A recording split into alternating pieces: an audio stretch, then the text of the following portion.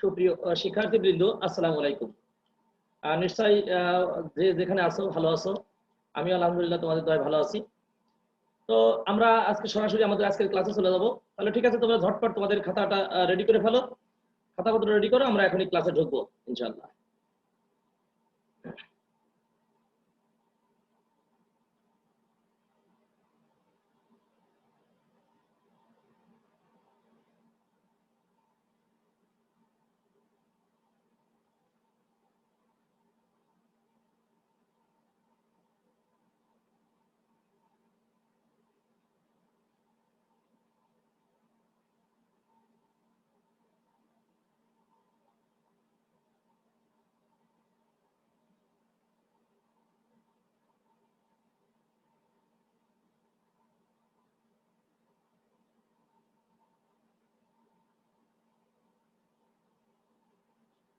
তো জাতীয় বিশ্ববিদ্যালয়ের অনলাইন ক্লাসে আবারও সকলকে স্বাগত জানাচ্ছি।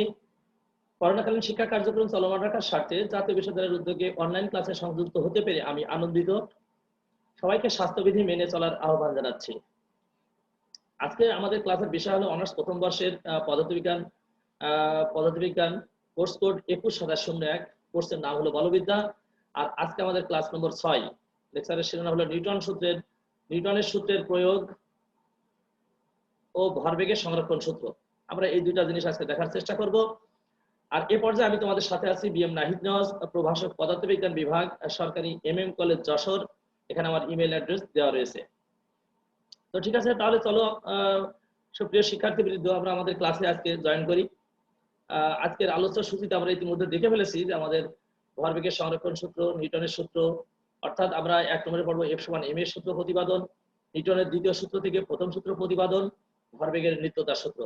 এগুলো তোমরা আসলে এর আগেও পড়েছো, ইন্টারমিডিয়েট লেভেল এগুলো ছিল। তো এখন আমাদের যে কাজগুলো আছে একটু গোছায় নেওয়ার ব্যাপার আছে।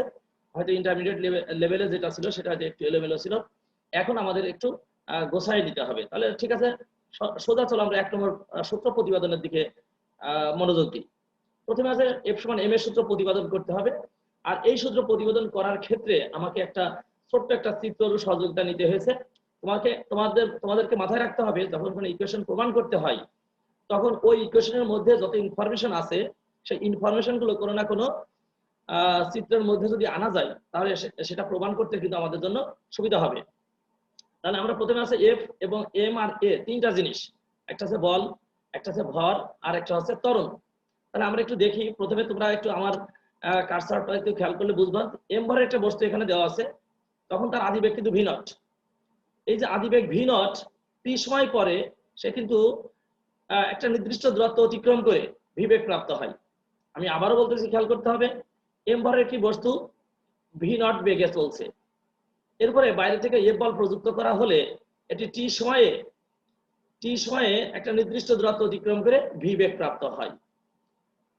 তাহলে শেষ বেগ কিন্তু শূন্য না। যদি বস্তুটা থেমে যেত তখন কিন্তু ঘটনা আরেকটা ঘটতো। তো এটা কিন্তু চলমান, খেয়াল করো এখানে একটা তীর চিহ্ন দেওয়া আছে, তার মানে এর বেগ কিন্তু চলমান। তাহলে আমরা এখানে লিখেছি সেটা, মনে করি এম ভরের একটি বস্তু v0 আদিবেগে গতিশীল, এর উপর বাইরের এফ সমবল বস্তুর অভিমুখে ক্রিয়াশীল। এক্ষেত্রে একটা কথা তোমাদের লক্ষণীয়, এই বলটা কিন্তু তার গতির অভিমুখে ক্রিয়াশীল।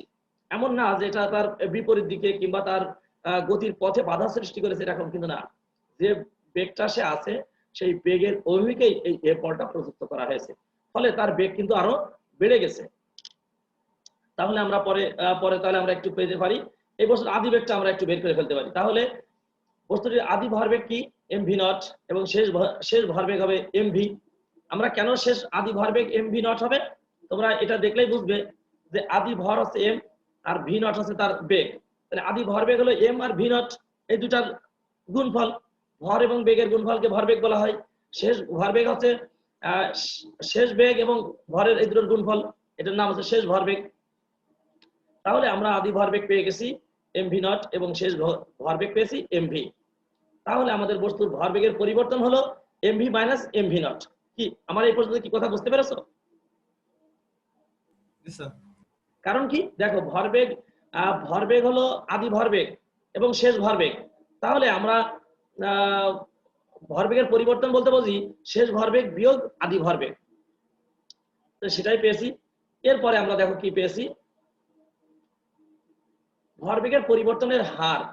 আচ্ছা, পরিবর্তনের হার মানে খেয়াল করতে হবে, পরিবর্তনের হার মানে সময় দিয়ে ভাগ। তাহলে আমরা এখানে ভরবেগের পরিবর্তন পেয়েছি এমভি বিয়োগ এমভি নট, তাহলে আমাদের ওই সময় ছিল টি সময়ের সাপেক্ষে, সুতরাং বস্তুটির ভরবেগের পরিবর্তনের হার হবে এমভি নট বিয়োগ এমভি ডিভাইডেড বাই টি। ভরবেগের পরিবর্তনের হার আমরা নিউটনের দ্বিতীয় সূত্র অনুসারে আমরা লিখতে পারি, আমরা নিউটনের দ্বিতীয় সূত্রে জানি বস্তুর ভরবেগের পরিবর্তনের হার উহার উপর প্রযুক্ত বলের সমানুপাতিক। খেয়াল করতে হবে, তাহলে বস্তুর উপরে যে বলটা ক্রিয়াশীল আছে তার নাম হলো এফ, তাহলে আমরা লিখতে পারি এফ সমানুপাতিক এমভি নট বিয়োগ এমভি ডিভাইডেড বাই টি। এই পর্যন্ত সবাই বুঝতে পেরেছো কিনা? জি স্যার। ধন্যবাদ তোমাদেরকে। তাহলে আমরা অনার্সে কিন্তু এই পর্যন্ত চলে এসেছি। এখন সমানুপাতিক চিহ্নটার আমরা দেখি সমানুপাতিক কি আছে এখানে। এমভি আগের লাইনটাই লেখা, আবার এফ সমানুপাতিক এম এ। কেন এম এ আসলো সেটা একটু খেয়াল করতে হবে।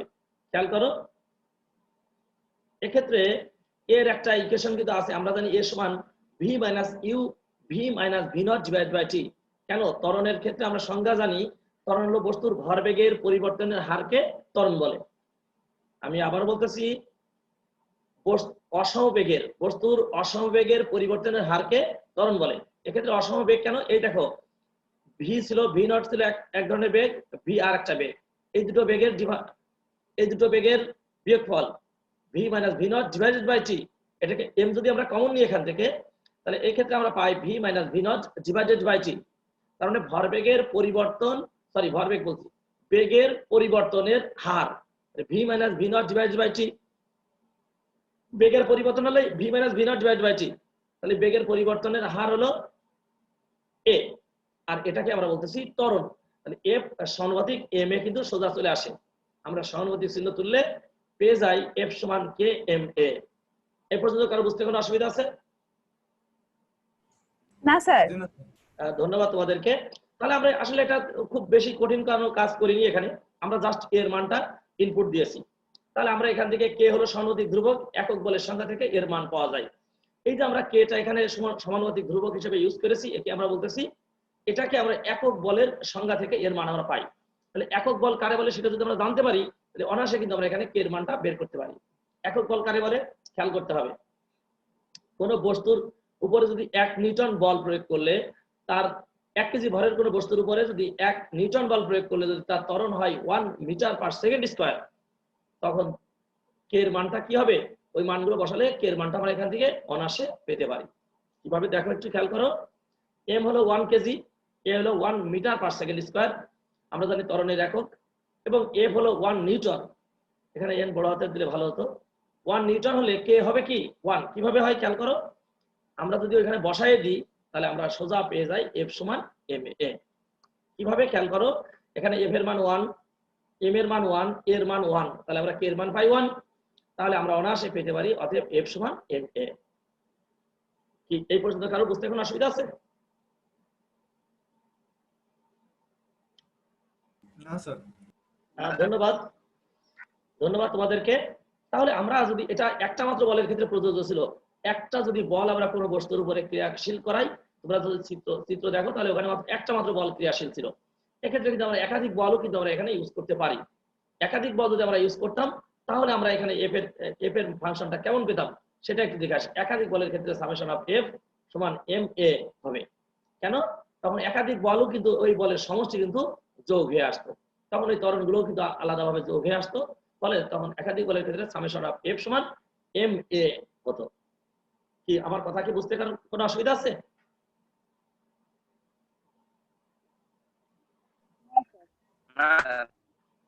ধন্যবাদ তাহলে তোমাদেরকে। তাহলে আমরা একটু রিভিউ করব, আমরা এফ সমান এম এ প্রমাণ করার ক্ষেত্রে কি করলাম।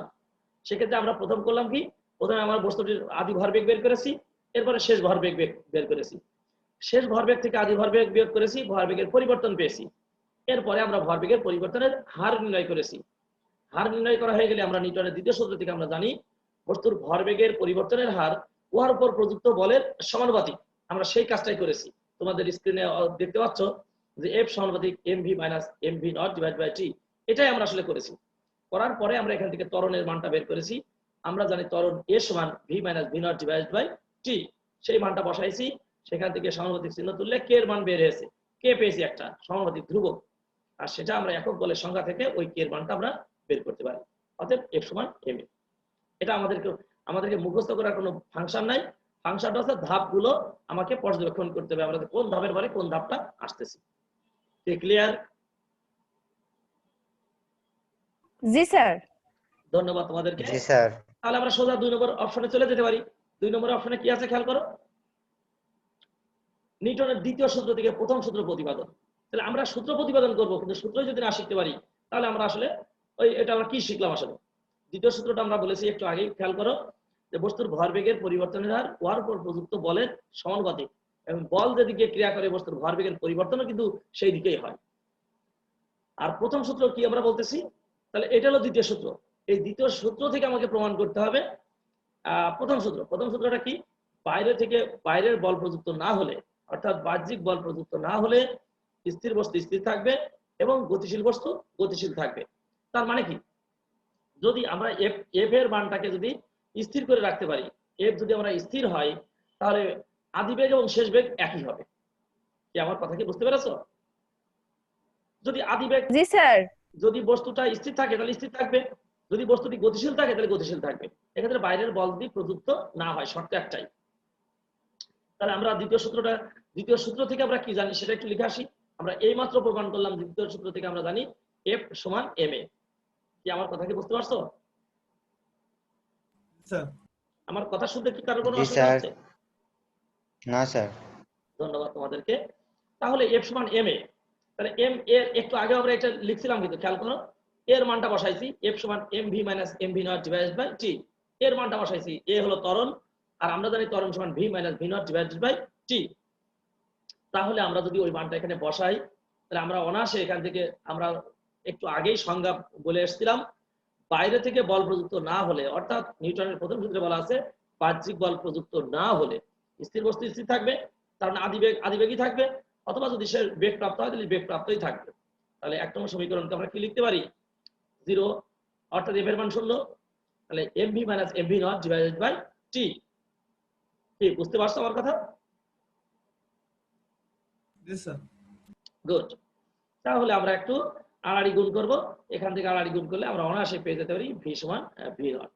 একটু আগে আমি যেটা বলেছিলাম যে আদি বেগ এবং শেষ বেগ একই হবে, অর্থাৎ বেগ যদি সে প্রাপ্ত হয়ে থাকে যে 10 মিটার পার সেকেন্ড বেগে চলছে, আজীবনে 10 মিটার পার সেকেন্ড বেগে সে চলতে থাকবে, যদি বাইরে থেকে বল প্রযুক্ত না হয়। সুতরাং বাইরে থেকে বল প্রযুক্ত না হলে স্থির বস্তু স্থির এবং গতিশীল বস্তু গতিশীল থাকবে। এটাই নিউটনের গতি সম্পর্কিত প্রথম সূত্র। কি পারা যাবে তাহলে? জি স্যার। একেবারে নরমাল একটা ইনফরমেশন। তোমাদের এই ইকুয়েশন গুলো কিন্তু তোমাদের ওই যে 2 নম্বর অপশনে যেটা থাকে, মানে খ বিভাগে যে প্রশ্নগুলো আসে সেই প্রশ্নগুলোর জন্য কিন্তু ভেরি ভেরি ইম্পর্টেন্ট।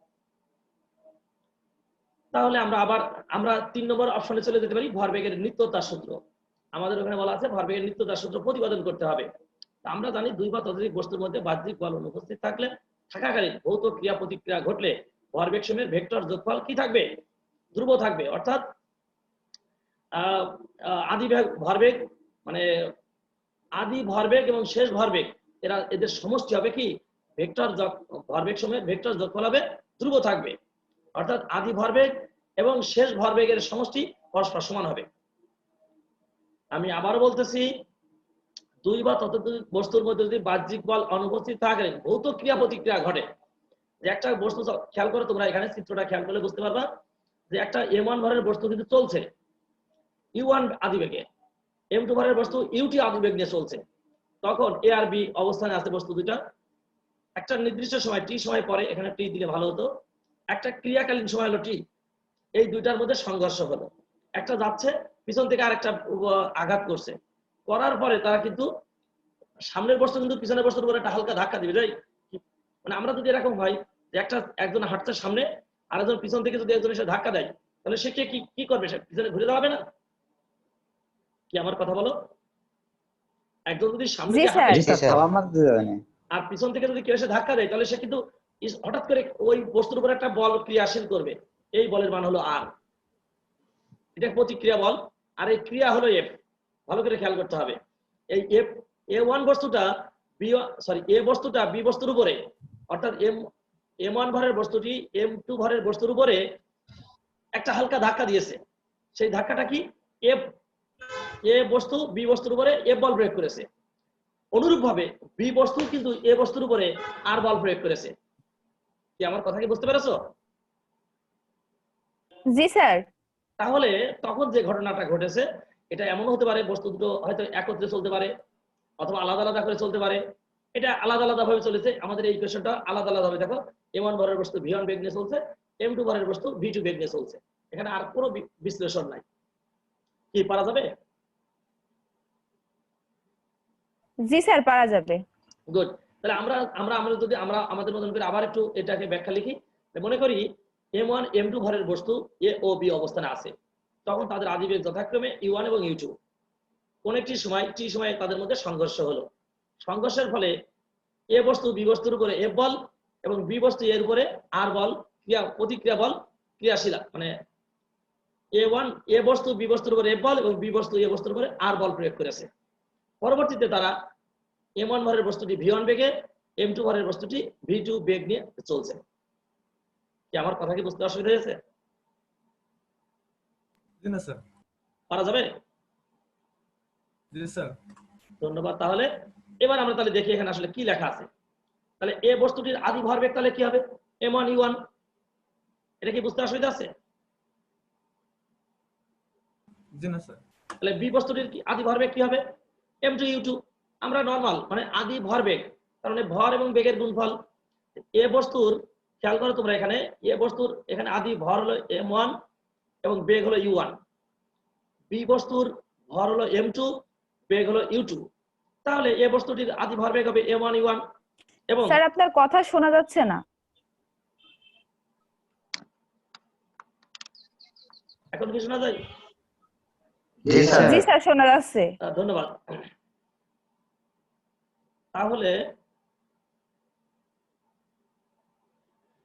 তাহলে এ বস্তুটির আদি ভরবেগ হলো M1 U1। আমি আবার তাহলে রিভিউ করতেছি। এ বস্তুর ভর হলো M1, বেগ হলো U1। তাহলে ভর এবং বেগের গুণফল ভরবেগ। তাহলে এ বস্তুটির আদি ভরবেগ M1 U1। অনুরূপভাবে বি বস্তুটির ভর হলো M2, বেগ হলো U2। তাহলে বি বস্তুটির আদি ভরবেগ M2 U2। কি কথা ক্লিয়ার? জি স্যার। ধন্যবাদ।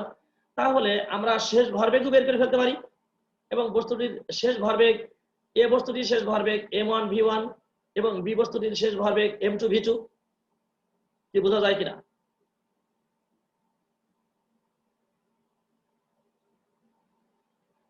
জি স্যার।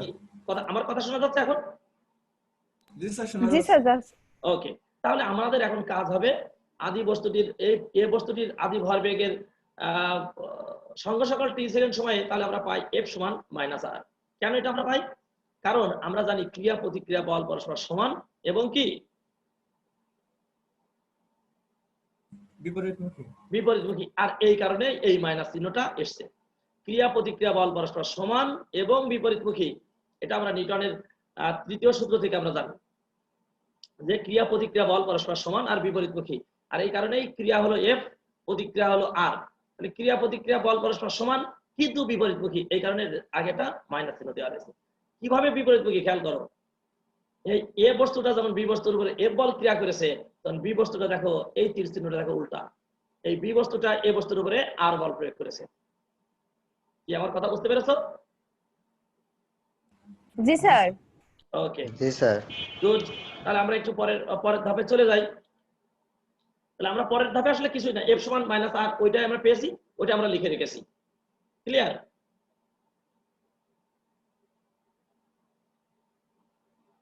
ওকে। তাহলে পূর্বের আলোচনা হতে আমরা লিখতে পারি এফ সমান m v1 m1 u1, মানে আদি ভরবেগ বিয়োগ শেষ ভরবেগ বিয়োগ আদি ভরবেগ ডিভাইডেড বাই টি। কোথায় পেলাম এটা? একটু আগে আমরা যে এফ সমান m এর ইকুয়েশন প্রমাণ করেছিলাম, সেখানে কিন্তু স্পষ্ট এই মানটা আমরা পেয়েছিলাম। কিভাবে পেয়েছিলাম? শেষ ভরবেগ বিয়োগ আদি ভরবেগ ডিভাইড বাই টি, এটা হচ্ছে ভরবেগের পরিবর্তনের হার। আর ভরবেগের পরিবর্তনের হার থেকে আমরা পরবর্তী ধাপে এফ সমান m এও প্রমাণ করেছিলাম। এই কারণে ওইখানে কে এই যে সমানুপাতিক চিহ্ন এটা কিন্তু আমরা তুলে দিয়েছি, সোজা ওই সমানুপাতিক চিহ্নটা আমরা তুলে দিয়েছি, কারণ ওখানে একটা কে আসে, কে এর মানটা আমরা 1ই পাই, এই কারণে আমরা ওইখানে 1 দিই নাই। কি কথা বুঝতে পেরেছো আমার? জি স্যার। ঠিক আছে, তাহলে আমরা আর সমান আমরা লিখতে পারি m2v। কিভাবে খেয়াল করো, এটা ছিল a1 এ ভরের বস্তুর ক্ষেত্রে প্রযোজ্য। এই যে পূর্বে আলোচনা আমরা লিখতে পারি f সমান, এটা কিন্তু এ ভরের উপর কেন, এ ভরের উপর এ ভরের কেন, কারণ এ ভর বি বস্তুর উপরে এ বল প্রয়োগ করেছে, তাহলে এ ভরের ভরবেগের পরিবর্তনের হার হলো m1v1 minus m1u1 divided by t। আমি আবারও উপরের দিকে যাচ্ছি, খেয়াল করো, এই দেখো এ ভরের বস্তুর আদি ভরবেগ হলো m1u1 এবং এ বস্তুটির শেষ ভরবেগ হলো m1v1। তাহলে আমরা এ বস্তুটির ক্ষেত্রে আমরা লিখতে পারি m1v1 মাইনাস m1u1। এটা আমরা আদি ভরবেগের পরিবর্তন কিন্তু লিখতে পারি। কি আমার কথা বুঝতে পারছো? জি স্যার। তাহলে দেখো এ বস্তুটির ক্ষেত্রে যদি আমরা ভরবেগের পরিবর্তন লিখি, তাহলে আমরা পাই m1v1 মাইনাস m1u1, আর ভরবেগের পরিবর্তনের হার যদি বের করি m1v1 minus m1u1 divided by t। আর আমরা এফটাকে বলতেছি ভরবেগের পরিবর্তনের হার ওয়ার উপর প্রযুক্ত বলের সমানুপাতিক। ওই সমানুপাতিক চিহ্নটা আগেই তুলতে পারছে, পরবর্তী ধাপে তুলে যায়, এই কারণে আমরা আগেই তুলে দিয়েছি। খেয়াল করো, এই কারণে আমরা এফ সমান লিখেছি, সরাসরি সোজা সমান চিহ্ন দিয়ে দিয়েছি। কেন? কারণ ওই যে কে এর মানটা আমরা 1 বের করতে পারি। তাহলে বি বস্তুর ক্ষেত্রে আমরা লিখতে পারি আর সমান মাইনাস m2। আর সমান আসলে মাইনাস না, কিন্তু আর এর মানটা মাইনাস হবে না, এখানে আমরা সোজা ওই ইকুয়েশনের মধ্যে মাইনাস আছে তো এই কারণে মাইনাসটা দিয়ে দিয়েছি, কিন্তু আসলে এখানে মাইনাস চিহ্ন হবে না।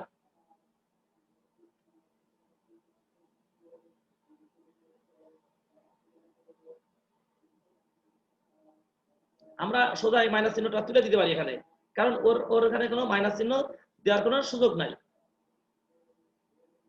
কারণ মাইনাস তো অটো ফর্মুলার ক্ষেত্রে আসবে। এই জন্য আমরা ওইখানে আর মাইনাস চিহ্ন না দিই, তাহলে আমাদের বুঝতে অসুবিধা হবে যে আর এর মান মাইনাস, আবার ওইখানে কেন আমরা মাইনাস দিলাম।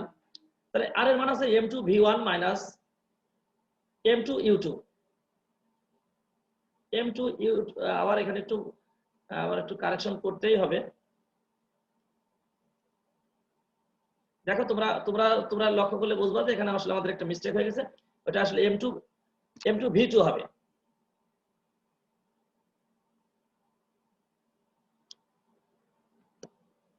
হয়তো পরবর্তীতে হয়তো ঠিক করাও থাকতে পারে, হ্যাঁ পরবর্তীতে ঠিক করাই নাই, একটু মিস্টেক হয়ে গেছে। তোমরা এগুলো যখন তোমরা হ্যাঁ পরবর্তীতে ঠিক করা আছে।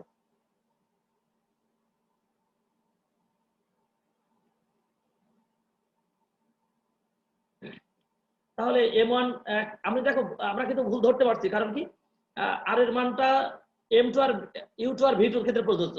খেয়াল করো এখানে দেখো আর এর যে মানটা, সরি এই যে আর যে বি বস্তুর ক্ষেত্রে খেয়াল করো, এটা হলো u2 m2, বি বস্তুর ক্ষেত্রে m2 v2। তাহলে আমাদের m বস্তুর আদি ভরবেগ হলো m2 u2, এখানে u1 হওয়ার কোনো সুযোগই নাই। শেষ ভরবেগ হলো m2 v2, এখানে v1 হওয়ার কোনো সুযোগই নাই। সুতরাং স্পেলিং মিস্টেক হতেই পারে, এটা তোমরা কারেকশন করে নিলেই হয়ে যাবে। এই জন্য আর এর মান বসাইছি m2 v2, অর্থাৎ শেষ ভরবেগ বিয়োগ আদি ভরবেগ ডিভাইডেড বাই t। এটা হলো ভরবেগের পরিবর্তনের হার, আর এটাকে আমরা বলতেছি আর প্রতিক্রিয়া বল। তাহলে আমরা 1 নম্বর ইকুয়েশন এটা বসাতে পারি। 1 নম্বর সমীকরণকে আমরা লিখতে পারি, দেখো f এর মান আছে m1v1 minus m1u1 divided by t সমান, এইবারে কিন্তু এর আগে একটা মাইনাস চিহ্ন আছে, এই দেখো এর আগে একটা মাইনাস চিহ্ন আছে, এই সেই মাইনাস চিহ্ন। কি বুঝতে পারছো? জি স্যার। আচ্ছা জি স্যার। গুড। তাহলে এবার আর এর মান আমরা এখানে বসাইছি m2 v2 minus m2 u2 divide by t। তাহলে আমরা অনায়াসে এখান থেকে কিন্তু t এর মান বের করতে পারি। কিভাবে t এর মান বের করতে পারি? দেখো তোমরা এখান থেকে t নিচের t যদি কাটাকাটি করি, তাহলে আমরা অনায়াসে কিন্তু এটা যোগ করতে পারি m1 v1 minus m1 u1 সমান m1, অর্থাৎ বাম পাশেটা বামে রেখেছি, ডান পাশেটা ডানে রেখেছি, কিন্তু এই মাইনাস চিহ্ন যখন আমরা তুলে দিয়েছি, এই মাইনাস চিহ্ন কিন্তু সবার মধ্যে আছে। এই কারণে মাইনাস m2v2, এই দেখো m2v2 এই মাইনাসে মাইনাসে খেয়াল করো তোমরা, এই মাইনাস আর এই মাইনাস, এই মাইনাসকে প্লাস চিহ্নে রূপান্তরিত করে দিয়েছে। কি আমার কথা কি বুঝতে পেরেছো? জি স্যার। তাহলে এখন আমরা যে কাজটা করব, এখন এই পাশ m1 v1, তাহলে আমরা পরবর্তীতে আদি ভরবেগের সমষ্টি আর শেষ ভরবেগের সমষ্টি দুই পাশে নিব। তাহলে আদি ভরবেগের সমষ্টি কি? m1 u1 plus m2 u2 সমান m1 v1 plus m2 v2। কোথায় পেলাম? ওই খেয়াল করো, এ আর বি বস্তুর আদি ভরবেগ কি ছিল? আদি ভরবেগ ছিল m1 u1 বেগে চলছিল, m1 আর m2 ভরের বস্তু u1 আর u2 বেগ নিয়ে চলছিল। তাহলে তাদের আদি ভরবেগের সমষ্টি কি হবে? তোমরা আবার একটু রিভিউ করি, খেয়াল করো। এ বস্তুর হলো আদি ভরবেগ হলো আদি ভর হলো m1, বেগ হলো u1। বি বস্তুর আদি ভর হলো m2, বেগ হলো u2। তাহলে এই দুটোর যোগফল অর্থাৎ এই দুটোর সমষ্টি, এই ডান পাশে যে শেষ বেগ হয়েছে এদের সমষ্টি এই পরস্পর সমান হবে। আমি কি কথা বুঝাতে পারছি? জি স্যার। তাহলে আমরা সোজা ওখানে চলে যাই, দেখি আমরা কি করেছি। এই দেখো m1 u1 plus m2 u2 সমান m1 v1 plus m2 v2। অনায়াসে কিন্তু আমরা আমাদের ওইখানে পৌঁছায় যেতে পারি। কি কথা বোঝা যায়? জি স্যার। তাহলে আমরা কি লিখতে পারি? আদি ভরবেগের সমষ্টি সমান শেষ ভরবেগের সমষ্টি। আমরা কিন্তু অনায়াসে কিন্তু এটা প্রমাণ করে ফেলতে পারি। কি ক্লিয়ার? জি স্যার। এটাই 2 নম্বর সমীকরণের ভরবেগের, এই যে 2 নম্বর সূত্র, এটাই ভরবেগের নিত্যতা সূত্র উপস্থাপন করে। আমরা কিন্তু অনায়াসে কিন্তু তিনটা ইকুয়েশন প্রমাণ করে ফেলেছি। তাহলে আমরা একটু আবার প্রথম থেকে একটু রিভিউ করব, আমাদের হাতে একটু সময় বেঁচে আছে। একটা হলো F সমান ma প্রমাণ করেছিলাম, এরপরে নিউটনের দ্বিতীয় সূত্র থেকে প্রথম সূত্র প্রতিপাদন করেছি। এখন যেটা প্রমাণ করলাম সেটা হলো ভরবেগের নিত্যতা সূত্র উপস্থাপন করেছি। কি এটা কি বুঝতে কোনো অসুবিধা আছে কারোর কোথাও? না স্যার। জি না স্যার। ধন্যবাদ তোমাদেরকে। তাহলে আমি একটু আমার মতন করে একটু রিভিউ করছি, পরবর্তী তোমাদের কাছে কিন্তু আমি ফিডব্যাক নিব, এটা কিন্তু মাথায় রাখতে হবে। তাহলে আমরা যখন F সমান ma সূত্র প্রমাণ করেছিলাম তখন আমরা কি করেছিলাম খেয়াল করতে হবে। F সমান ma আমরা তিনটা সূত্রকে একত্রিত করব। এখন F সমান ma যখন আমরা প্রমাণ করেছিলাম তখন আমরা যে কাজটা করেছিলাম, প্রথমে আমরা বস্তুটির ভরবেগ আদি ভরবেগ বের করেছিলাম, শেষ ভরবেগ বের করেছিলাম, এই দুইটা ভরবেগের পরিবর্তন বের করেছিলাম। তোমাদের কারোর মনে হয় স্পিকার অন রয়েছে, সাউন্ড আসছে। ওকে, তাহলে আমরা প্রথমে আদি ভরবেগ পেয়েছিলাম F সমান ma। আমরা আবার ওইখানে চলে যাই একটু কষ্ট করে। এই তাহলে আমরা ওইখানে আদি ভরবেগ পেয়েছিলাম, এই ভরবেগের শেষ ভরবেগ পেয়েছি, ভরবেগের পরিবর্তনও পেয়েছি, সেখানে পরিবর্তনের হার বের করেছি। আর আমরা নিউটনের দ্বিতীয় সূত্র থেকে আমরা জানি বস্তুর ভরবেগের পরিবর্তনের হার উহার উপর প্রযুক্ত বলের সমানুপাতিক। তাহলে আমরা অনায়াসে কিন্তু ওইখান থেকে এফ এর মানটাও কিন্তু আমরা বের করে ফেলতে পারি। F সমানুপাতিক minus mv minus mv naught divided by t. তাহলে আমরা যদি সেটা পেয়ে যাই তাহলে আমরা অনায়াসে কিন্তু সমানুপাতিক চিহ্ন তুলে দিলে আমরা একটা কে পাই। আর এই কেটাকে বলতেছি একক বলের সংখ্যা থেকে এই কে এর মানটা আমরা নির্ণয় করতে পারি। কি আমার কথা বুঝতে পেরেছো?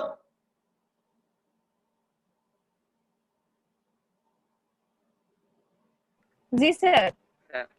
তাহলে আমরা ওইখান থেকে একাধিক বলের ক্ষেত্রেও কিন্তু আমরা এটা প্রমাণ করেছি সামেশন F সমান ma। তাহলে কেউ কি বলতে পারবে এটা এক নজরে? তনিমা, আমাদের এই যে আমরা যে ধাপগুলো অতিক্রম করেছি, ধাপগুলো একটু বলতে পারবা তুমি? জি স্যার। একটু বলো তোমার। স্যার আমরা প্রথমে হচ্ছে এম ভরটা বের করেছি। এম ভরের বস্তুটা হচ্ছে আদি বেগ ভি নট আদি বেগে, আর হচ্ছে ভি হচ্ছে শেষ বেগ, আর এফ হচ্ছে অভিমুখে চলছে। ওখান থেকে তারপরে আমরা আদি ভরবেগ বের করলাম এম ভি নট 1, আর হচ্ছে এম ভি, হ্যাঁ শেষ ভরবেগ বের করছিলাম হচ্ছে এম ভি। তারপরে ওটার হার বের করছি, সেখানে হচ্ছে এফ এই M V minus M V naught by T. Good. তারপরে আমরা জানি যে বস্তু নিউটনের সূত্র, দ্বিতীয় সূত্র অনুসারে বস্তুর ভরবেগের পরিবর্তনের হার ওর উপর প্রযুক্ত বলের সমানুপাতিক। ধন্যবাদ সেখান ধন্যবাদ থেকে আমরা F সমানুপাতিক mv minus mv naught by t করলাম। তারপরে ওখান থেকে আমরা লিখতে পারি F সমানুপাতিক ma।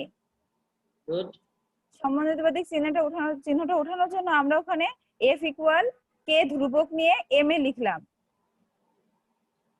এখানে যদি k এর মান আমরা 1 রাখতে পারি তাহলে সেক্ষেত্রে আমরা F ma টা পাবো। ওকে সেজন্য ধন্যবাদ ওখানে ওকে ওকে এই পর্যন্ত শেষ, তাহলে বোঝা যায় নাকি? ওকে, তাহলে আমরা পরবর্তীতে নিউটনের দ্বিতীয় সূত্র থেকে প্রথম সূত্র প্রমাণ করেছিলাম। সেখানে দ্বিতীয় সূত্রে স্পষ্ট বলা আছে, প্রথম সূত্রে বলা আছে বাহ্যিক বল প্রযুক্ত না করলে স্থির বস্তু স্থির থাকবে, গতিশীল বস্তু গতিশীল থাকবে। আমরা ওইভাবে এই দ্বিতীয় সূত্রটা কিন্তু প্রমাণ করেছিলাম। এফ এর মান 0 বসায় v সমান v নট। এরপরে ভরবেগের নিত্যতার সূত্র। ভরবেগের নিত্যতার সূত্রটা কিন্তু এই ক্ষেত্রে তোমাদের একটা কথা এখানে একটু সাইলেন্ট ছিল, আমি বলে যাচ্ছি। এদিকে খেয়াল করো, এই বস্তু কিন্তু একই রেখা বরাবর ক্রিয়াশীল। এটা যে একই রেখা বরাবর ক্রিয়াশীল হবে এমন কোনো কথা নাই। এটা এমন হতে পারে যে একটা রাস্তার মোড়ে দুটো বাইসাইকেল এসে ধাক্কা লাগছে, হতে পারে না? জি স্যার পারে পারে। স্যার। তখন কিন্তু দুই দিকে আবার ছিটকে যেতে পারে, আবার একসাথেও চলতে পারে, আবার একই রেখা বরাবরও যেতে পারে। তারপরে এগুলো অনেকগুলো অপশন কিন্তু এখানে তোমার এই ভরবেগের নিত্যতার সূত্রে আছে। এটা আমরা একটা রেখা বরাবর দেখাইছি, তোমরা একটু প্র্যাকটিস করবা। ভিন্ন ভিন্ন দিক থেকে এসে একটা ধাক্কা লেগে ভিন্ন ভিন্ন দিকে ছিটকে যেতে পারে, সেটা একই ধরনের প্রমাণ। তোমাদেরকে এইগুলো একটু লক্ষ্য রেখে প্রমাণ করতে হবে, কি ঠিক আছে? জি স্যার। ওকে, তাহলে জি আমরা স্যার। এটা রিভিউ, এটা তোমরা রিভিউ করতে পারবা। আমাদের আমরা একটু দেখতেও পারবো যে এক্ষেত্রে আমাদের একটু মাথার ভিতরে রাখতে হবে যে এ বস্তুটার ক্ষেত্রে আদি ভরবেগ বের করব, ঠিক বি বস্তুটার আদি ভরবেগ বের করে নিব। আবার এ বস্তুটার শেষ ভরবেগ বের করব, বি বস্তুটার শেষ ভরবেগ বের করে নিব। আর এই আদি ভরবেগ যদি আর শেষ ভরবেগ বের করতে পারি তাহলে আমরা অনায়াসে কিন্তু ভরবেগের পরিবর্তনের হারও বের করতে পারবো। আর ভরবেগের পরিবর্তনের হার বের করতে পারলেই কিন্তু আমরা আমাদের মূল ইকুয়েশনে কিন্তু আমরা পৌঁছায় যেতে পারবো ইনশাআল্লাহ। এজন্য তোমাদের কাজ হবে এফ এর মান বের করে নেওয়া, আর এর মান বের করে নেওয়া। এরপরে তোমরা অনায়াসে কিন্তু দুইটা ইকুয়েশন পরস্পর, ওই যে এক নম্বর ইকুয়েশনে লেখা আছে এফ সমান মাইনাস আর, ওই ইকুয়েশনে যদি আমরা এখানে বসাই দিই তাহলে ওই ক্ষেত্রে কিন্তু আমরা অনায়াসে কিন্তু বের করে ফেলতে পারি আদি ভরবেগের সমষ্টি সমান শেষ ভরবেগের সমষ্টি। ক্লিয়ার? জি স্যার। কোনো কোশ্চেন আছে তোমাদের? না স্যার। ওকে, তাহলে আমরা আমাদের একটু বাড়ির কাজ আছে। তোমাদের এই বাড়ির কাজটা আমি বারবার কিন্তু তোমাদেরকে অনুরোধ করছি, বাড়ির কাজগুলো যদি তুমি আমাদের পড়ালেখার সাথে সাথে বাড়ির কাজগুলো যদি কমপ্লিট করতে পারো তাহলে এই বলবিদ্যার যে বইটা আছে এই বইয়ের কিন্তু ম্যাক্সিমাম সব জিনিসগুলো কিন্তু তোমরা রিভিশন দিতে পারবা বা পড়ালেখা কমপ্লিট করতে পারবা। এখানে বলেছি ঘর্ষণের সুবিধা অসুবিধা লিখো, দেখাও যে ঘর্ষণ বল সংরক্ষণশীল বল নয়। অর্থাৎ এর পরের চ্যাপ্টারের দুইটা সংক্ষিপ্ত কোশ্চেন আমরা এখানে তুলে রেখেছি। অর্থাৎ আমরা জানি খ বিভাগে কিন্তু আমাদের এই সংক্ষিপ্ত কোশ্চেন গুলো আসে, তো এই কোশ্চেন গুলো তোমাদের জন্য কিন্তু ভেরি ভেরি ইম্পর্টেন্ট। তো এইগুলো তোমাদের কাজ হবে বাসায় নোট করে সুন্দর করে পড়ে ফেলা, ঠিক আছে? জি স্যার। ওকে, তাহলে এই যে এখানে রেফারেন্সের বই আমি আবার প্রতিটা ক্লাসে তোমাদের রেফারেন্সের বই দিই। এইগুলো তোমরা এই সমস্ত বইগুলো যদি কালেক্ট করো তাহলে তোমরা ওই সমস্ত বই থেকে কিন্তু এই ইনফরমেশন গুলো পেতে পারো। অর্থাৎ আমরা যেটা পড়াচ্ছি সাথে যদি আরো কিছু ইনফরমেশন দরকার হয় তাহলে কিন্তু তোমরা এই সমস্ত বই থেকে কালেক্ট করতে পারো। এজন্য আমি তোমাদের অনুরোধ করবো কিছু বই অবশ্যই তোমরা সংগ্রহ করবা। তো ঠিক আছে, এই ছিল তোমাদের সাথে আমার আজকের ক্লাস। ধন্যবাদ সকলকে। আমি তোমাদেরকে জাস্ট দু একটি কথা বলে আমি আমাদের ক্লাস শেষ করব। সেটা হলো যে আমরা এখন বর্তমান যে অবস্থায় আছি, যে করোনাকালীন সময়ে বিশ্বব্যাপী কিন্তু থমকে গেছে, আমরাও তার বাইরে নয়, কিন্তু বাংলাদেশ কিন্তু ঠিকই তার কিছু অর্থনৈতিক কর্মকাণ্ড পরিচালিত করে যাচ্ছে, সাথে সাথে পড়ালেখাও কিন্তু এই যে অনলাইন ক্লাস কার্যক্রম পরিচালনা করে যাচ্ছে। এখন যে সকল স্টুডেন্ট খুব ভালো করে মনোযোগ দিয়ে শুনতে হবে, এবারে এখানে ধরে নাও তোমরা অনার্স ফার্স্ট ইয়ার থেকে সেকেন্ড ইয়ারে উঠে গেলে, কিন্তু অনার্স ফার্স্ট ইয়ার, ওই যে আমার অনার্স ফার্স্ট ইয়ারের কিছু জিনিস হয়তো তোমরা শিখলে না, সেগুলো হয়তো আমাদের পরীক্ষায় আসবে না বা আমরা দিলাম না, কিন্তু তোমরা যখন সেকেন্ড ইয়ারে উঠে যাবা এই যে একটা ল্যাকিংস, এই যে মাঝখানে যে জিনিসটা তুমি শেখনি, অর্থাৎ তোমরা যদি কিছু জিনিস না জেনেই যদি তুমি সেকেন্ড ইয়ারে উঠে যাও, তাহলে কিন্তু তোমার এই না জানার প্রভাব কিন্তু তোমার আজীবন কিন্তু বহন করে নিয়ে যেতে হবে। এই জন্য সরকার কিন্তু এইদিকে দৃষ্টি দিয়েই, জাতীয় বিশ্ববিদ্যালয় কর্তৃপক্ষ কিন্তু এইদিকে দৃষ্টি দিয়েই কিন্তু তোমাদের এই অনলাইন ক্লাসের ব্যবস্থা রেখেছে, যেন তোমরা অন্তত এই বইয়ের সাথে, অর্থাৎ এই যে পড়ালেখার সাথে যদি তোমরা পড়ালেখার সাথে যদি থাকতে পারো, তাহলে অ্যাটলিস্ট ওই গ্যাপগুলো তোমাদের কিন্তু আর তৈরি হবে না। এই জন্য আমি তোমাদেরকে বিনয়ের সাথে অনুরোধ করব যে তোমরা অবশ্যই বাসায় থাকো, পড়ালেখা করো। ছোট্ট একটা উদাহরণ দিয়ে আমি ক্লাস শেষ করব। দেখো, তোমরা যদি একটা নর্মাল একটা ডিমের কথা চিন্তা করো, একটা ডিম যদি তোমরা টিপ দাও, তাহলে যদি ভেঙে যায়, ভেঙে গেলে ওই ডিমটা দিয়ে সর্বোচ্চ একটা কি তৈরি করতে পারো, একটা ডিম দিয়ে ডিম ভাজি খেতে পারো, অর্থাৎ ওইটা দিয়ে একটা ভাজি করে হয়তো খেতে পারো। কিন্তু যদি ওই ডিম যদি ভিতর থেকে ফেটে যায়, তাহলে কিন্তু ওই ডিম কিন্তু বিশাল বড় একটা মুরগি তৈরি করে, কিংবা একটা একটা মুরগির বাচ্চা বের হয়। অর্থাৎ ভিতর থেকে যদি খোসাটা ভেঙে বের হয়, তাহলে কিন্তু একটা বাচ্চা বের হয়, আর ওই বাচ্চা কিন্তু একসময় কি বড় বড় মুরগিতে রূপান্তরিত হয়। কি আমার কথা কি বুঝতে পেরেছো? জি স্যার। এজন্য আমি যদি তোমাদের বাইরে থেকে যতই চাপাচাপি করি না কেন, আমি যদি বাইরে থেকে তোমাদেরকে চাপ দিই, তাহলে তোমরা কিন্তু ভেঙে যাবা, কিন্তু ওই ভেঙে যাওয়াটার আউটপুট কিন্তু খুব বেশি একটা পাবা না। কিন্তু তুমি যদি তোমার মনের ভিতর থেকে তুমি যদি জেগে উঠতে পারো, তাহলে তুমি কিন্তু তোমার আজীবন কিন্তু তোমার এই সফলতার যে সফলতা বলতে যেটা বোঝায়, সেটাকে তুমি কিন্তু দেখতে পারবা। এই জন্য তোমাদেরকে আমি অনুরোধ করবো, নিজের ভিতর থেকে জেগে ওঠো, এবং সেই জেগে ওঠাটা হবে তোমার জীবনের অন্যতম একটা টার্নিং পয়েন্ট। তো সবাই ভালো থেকো, সুস্থ থেকো, এই কামনাই করে আমি আমার ক্লাস আজকে শেষ করছি। ধন্যবাদ। আবারও কোনো একটা ক্লাসে হয়তো তোমাদের সাথে দেখা হবে। সে পর্যন্ত সবাই সুস্থ থাকো, ভালো থাকো, সবাই সবার জন্য দোয়া রাখো, এই আশাবাদ ব্যক্ত রেখে আমি আমার ক্লাস আজকের মতন এখানে শেষ করছি। ধন্যবাদ সকলকে। আসসালামু আলাইকুম।